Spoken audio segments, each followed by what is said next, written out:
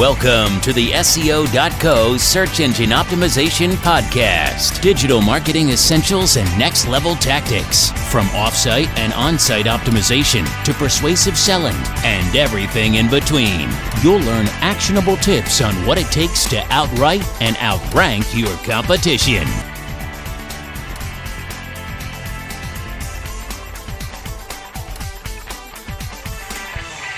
Welcome back. Today I am going to be talking about link building for search engine optimization, and I'm going to be covering some of the basics for those of you who are new to link building. So link building, as you probably know, is the single strongest factor in Google's ranking algorithm, but it's also something that a lot of people are intimidated by and can be difficult if you don't know where to start.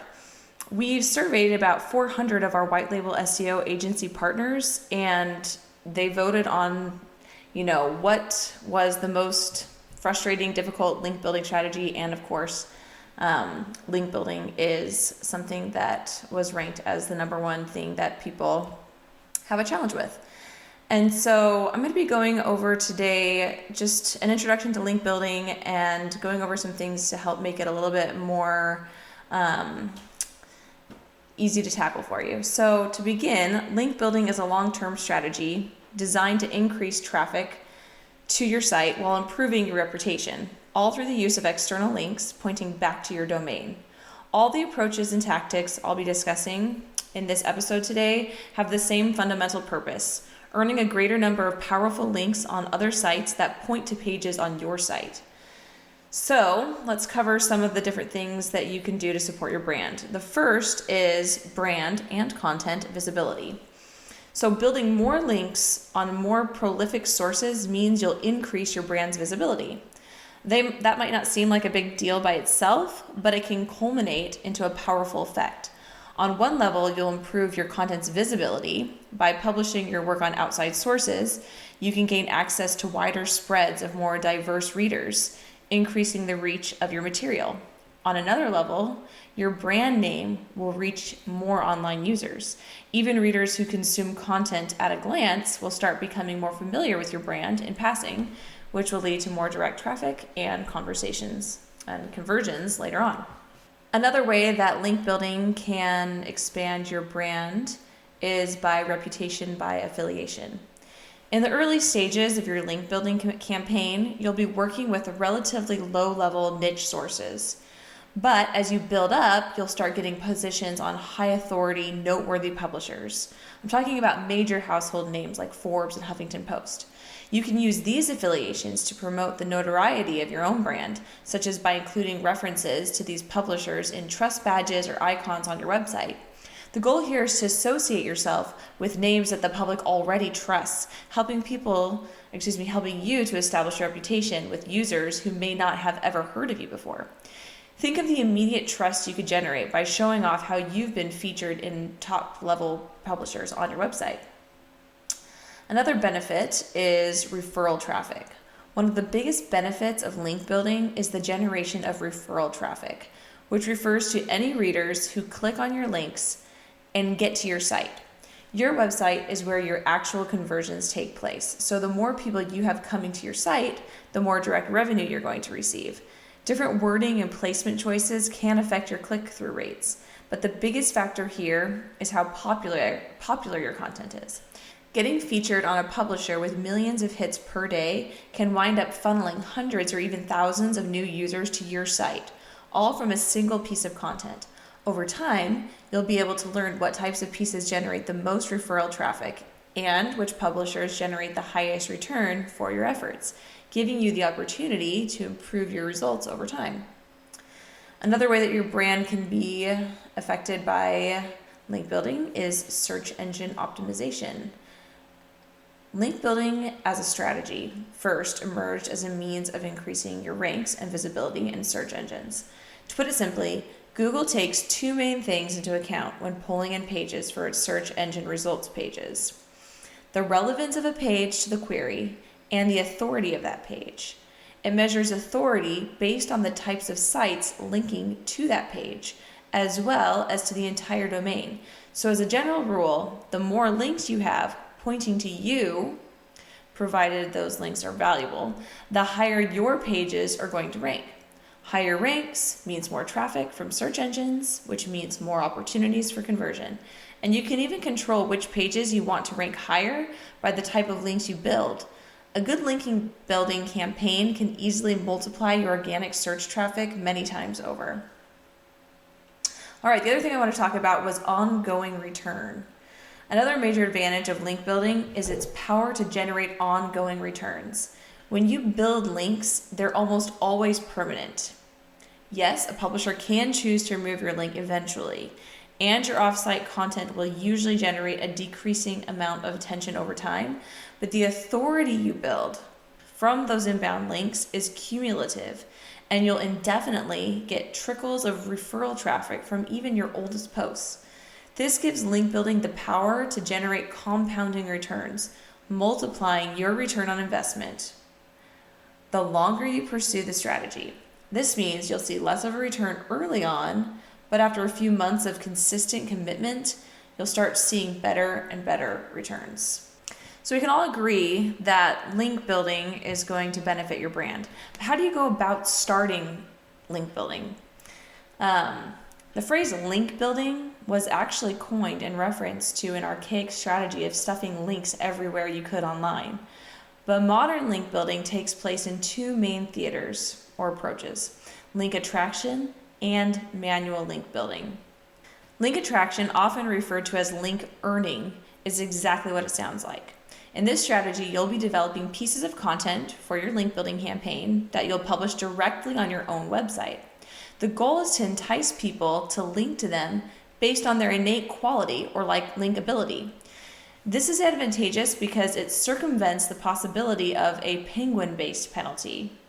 We'll cover that in another episode, but all the links you generate in this method will be completely natural. The downside is that it's difficult to control. You'll be relying on social syndication and users' natural tendencies to cite sources they've found valuable, which doesn't always pay off the way you think it will. Think about the strange articles and pieces of content you sometimes see in the trending sections of social media platforms. In short, sexy content attracts the best links in both quality and quantity. Your other approach could be manual link building, which often involves a more sophisticated approach, and it revolves around producing content and performing backlink outreach to other sites in your niche. Essentially, you'll be producing material that these websites find valuable for their own audiences, resulting in a mutually beneficial relationship. Within the content, you'll include a natural, value-adding link to one of your pages within that content, and each party will gain from that relationship. As you gain more authority and produce better material, you'll be able to engage with higher authority publishers, gradually increasing the traffic, reputation, and authority you get from the process. When it comes to earning higher ranks in search engines through link building, everything boils down to authority. But until now, I've only referred to authority in the general sense. In reality, domain authority and page authority are slightly different, and the way they're calculated is complicated, to say the least. Authority is a subjective, unofficial score assigned to different websites based on how trustworthy Google deems those sites. This level of trust is determined by recognition throughout the web. A relevant link from a site Google knows to be trustworthy might pass a ton of authority to your site, while one from a decent site might pass a bit of authority, and a link from a known untrustworthy site might actually drag your authority down. Google used to publicly post its PageRank method, but they stopped doing that, and other third-party tools like Moz and Ahrefs and Majestic now help give similar oversight into the quality of the links you're procuring.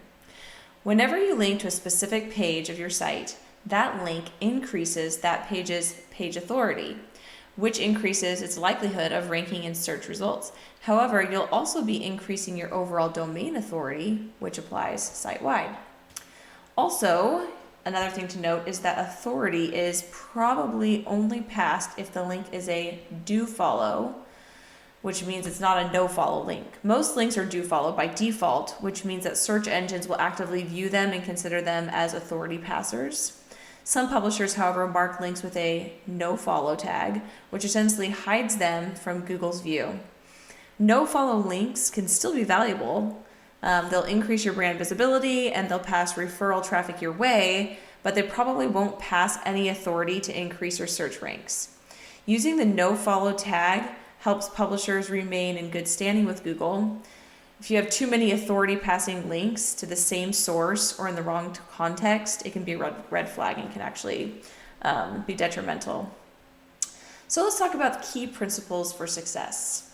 Before I get into the specific strategies for each of the two main approaches to link building, I want to mention some overall guidelines for success in this strategy. These are key tenets that you'll need to achieve if you want to see the best results. First is context. Google looks at the contextual value of your links to determine whether or not they're natural. This means that you need to pay attention to your context and only publish links that are truly valuable for your target audience. For starters, if you're guest posting, your content needs to be in line with your chosen publisher, and your link must appear naturally in the body of your work. So generally, you'll want to include other links to other outside authorities as well. Ask yourself, does this link add value for the average reader? Another key to success is domain strength. The domain authority strength of your link sources is the single biggest indicator of a link's potential value. The higher your source's authority, usually the harder it is to get a link from that source. When it comes to manual link building, you can climb to more authoritative sources, earning more value for every link you build. To an extent, you can rely on common sense here. Niche blogs without much readership won't have much domain authority, but major household names like national news sources will have authority in spades. If you're ever in doubt, you can use a domain authority checker like small SEO tools to estimate the authority of your selected source. All right. Another aspect is diversity. Diversity means a lot of things here, but the general concept is the same for all of them. Google is extremely sophisticated and can detect patterns in links fairly easily. If it detects a pattern, it interprets an action as being manual, possibly manipulative, and it could trigger a red flag that ends up penalizing you. Diversifying your strategy is the best way around this. Diversify the following. So first, you're going to want to diversify sources.